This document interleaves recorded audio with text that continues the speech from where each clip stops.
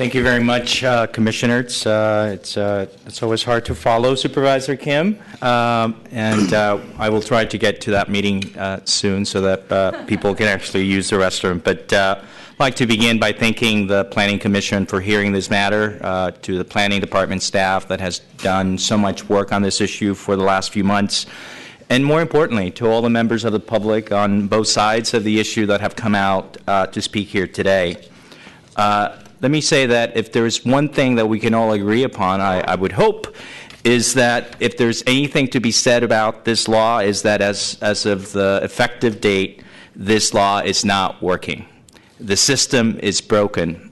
Respectfully to our planning director, I don't believe that the facts as they have played themselves out show that there is, as he put it, largely compliance or large compliance with the intent of this law. The fact is that as of today, as I understand it, only about 170 units of the many thousands of units that are listed with Airbnb and other platforms have actually registered with the city. There'll be more people involved in this hearing today than actually have registered with the City and County of San Francisco. And as the Planning Department staff has stated time and time again, they do not have the tools to make this law enforceable. The legislation that I have introduced with the support of Supervisors Marr and Avalos provides the Planning Department staff, based on the things that they have said, the tools they need to actually enforce the law. As I have said on many occasions, I support home sharing, and I feel that there's a place for short-term rentals in San Francisco. We have all heard the benefits of home sharing, and we will hear from many folks today about how they bring people into the community, how they revitalize many of these neighborhoods, how many residents are able to stay in San Francisco, afford to own a home because they can supplement their income through short-term rentals. We support short-term rentals.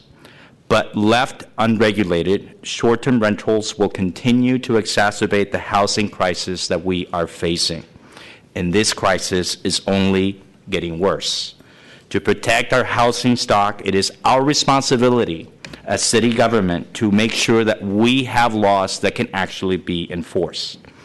During the latest Board of Supervisors hearing on this matter about 6 weeks ago, Planning Department staff made it clear what its position has been.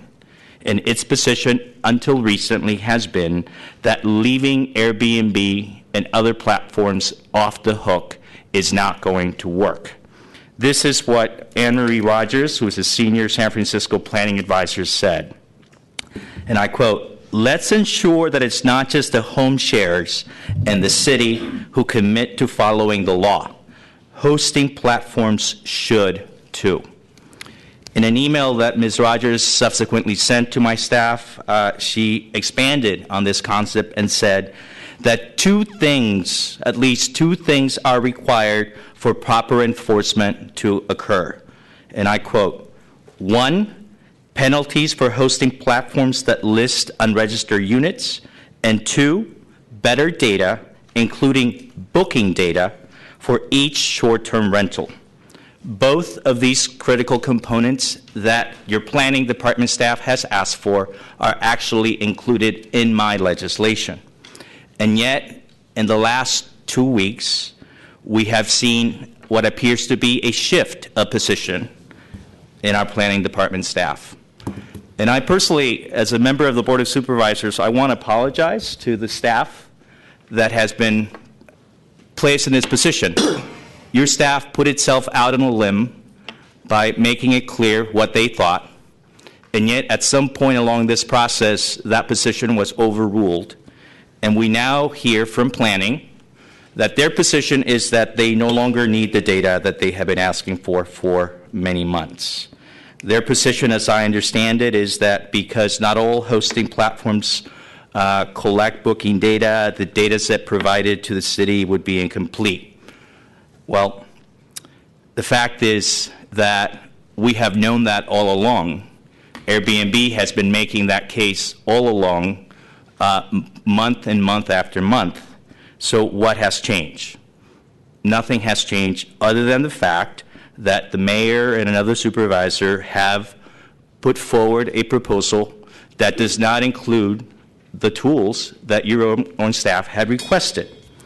Airbnb is going to say, and by the way, I'm glad to see, at least earlier, there were the representatives of Airbnb who were here. I don't know if they're in the room. If they are, if they can raise their hand. Because part of the challenge is that Airbnb has been missing in action. And this is really the crux of the matter.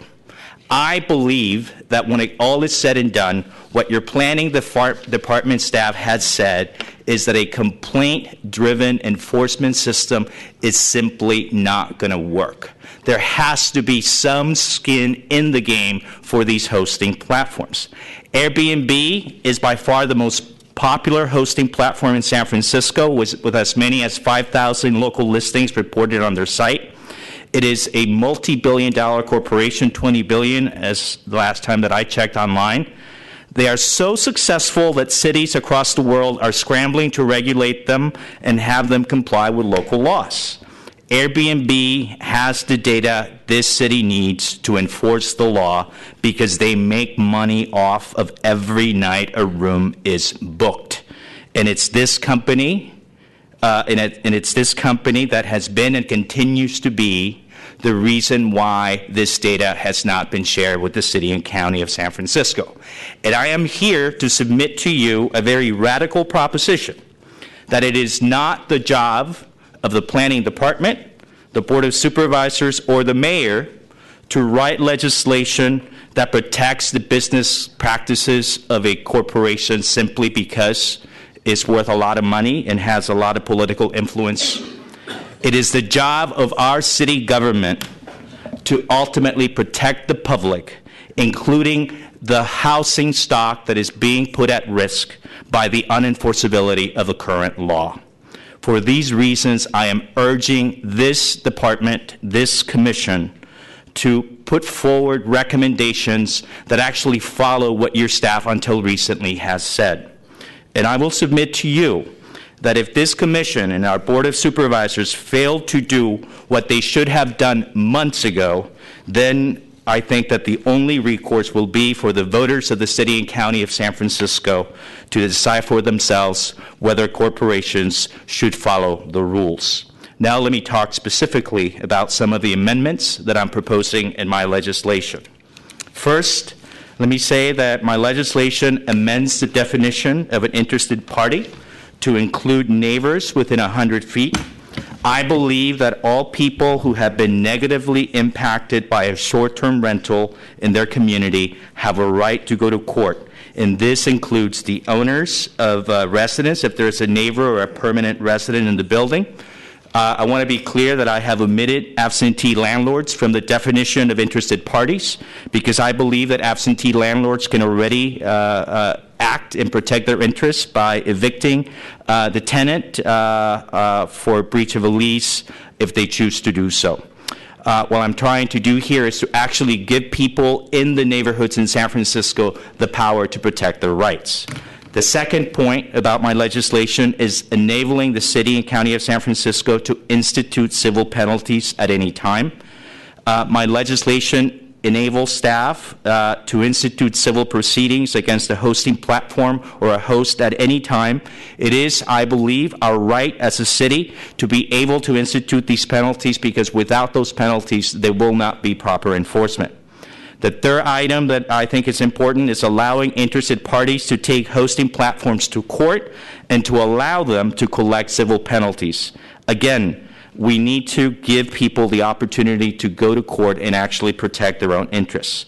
This amendment is about ensuring that we're using all available resources to enforce the law, and the city, bottom line, does not have the resources, no matter how many employees it hires, to monitor the way that this industry works. I think it was Mr. Sanchez who at a hearing noted that it doesn't matter how many people you have working. You can have 100 people, but at the end of the day, unless you actually have the information, enforcement is not going to happen. And now let me talk about the fourth item, limiting short-term rentals to 60 days per year. We believe that a hard cap has to be established. And the reason that we have established the days of 60 days is because after many discussions with tenants, landlords, and people in my district that have been impacted by short-term rentals, what we have heard is that 60 days is the threshold beyond which, if you allow more than that, then you're giving an incentive to people to actually engage in the short-term rental market instead of where the need is, which is the housing market. So we believe that the facts that have played out throughout San Francisco demonstrate that point. The fifth point, prohibiting hosting platforms from listing units that are not registered with the city, that is simply common sense. If the rules are going to be followed, then we have to make sure that hosting platforms like Airbnb only list those units that have actually registered. And under my legislation, if they do list units that are not registered, they will be fined up to $1,000 a day. Again, it is critical. In my experience with Airbnb, if there is any doubt about how Airbnb operates, let's look at what happens with taxes. They pay back the millions in back taxes that they owe the city and county of San Francisco, not because the city asked politely or asked nicely enough. They asked because they had to, because they knew that we had legislation pending before the Board of Supervisors and that legislation had the 6 votes it needed to pass. Asking nicely is not going to work here, folks. Now it's the 6th item, requiring hosting platforms to provide data to the planning department. I think your planning department staff has made that case. They have spoken as to why it would be impossible to have enforcement without that information. And I think that the idea that somehow you can backtrack after many months of saying the same thing, it's just not credible. 7th, having the planning department redact private information. Let me say this, that we recognize that there's a privacy concern that is legitimate in terms of the data and information that we're talking about. But the fact is that each and every one of us as taxpayers provide private information not only to the city and county, to the state and federal government. And there are legal protections that actually ensure the privacy of that information. And we in the city and county of San Francisco will do everything we can to make sure that the privacy of that information is protected. And to that end, I will be asking that there is a redaction of all street and unit numbers of any residents in the registry. And I am happy to have a conversation with Airbnb and anyone who is interested about other measures that we can put in place to protect the privacy of this information. The 8th point is criminal penalties against hosting platforms. Under the current law, criminal penalties can be levied against hosts, and we're amending this slightly to allow for those penalties to be against platforms as well. Let me close by saying that I am greatly disappointed by some of the recommendations of your staff, which again are recommendations that have essentially led to a different position. The staff is recommending against hosting platforms reporting data. Again, I don't know how you can talk for months about the need for data and now change your tune. The staff has recommended against my removal of absentee landlords from the list of interested parties who can sue. I believe that's a mistake because those landlords already have tools to protect their interests. The staff is recommending against an expedited private right of action for interested parties. Again, I think that's a mistake because I think that enforcement will require that individuals actually have the right to pursue that expedited right of action. And finally, the staff supports a 120-day cap. I believe that that cap goes too far. But I will close with this. What happens or doesn't happen at this Planning Commission will send a very clear message about how we do business in the city and county of San Francisco. I believe that home sharing and short-term rentals have a place in San Francisco. But what doesn't have a place in San Francisco is the idea that a corporation can write a law, then ignore the very law that it wrote, and then refuse to provide the very basic information that is needed to enforce that law. Mr. Conway and others who have invested heavily in Airbnb may think that they can dictate what happens in this building.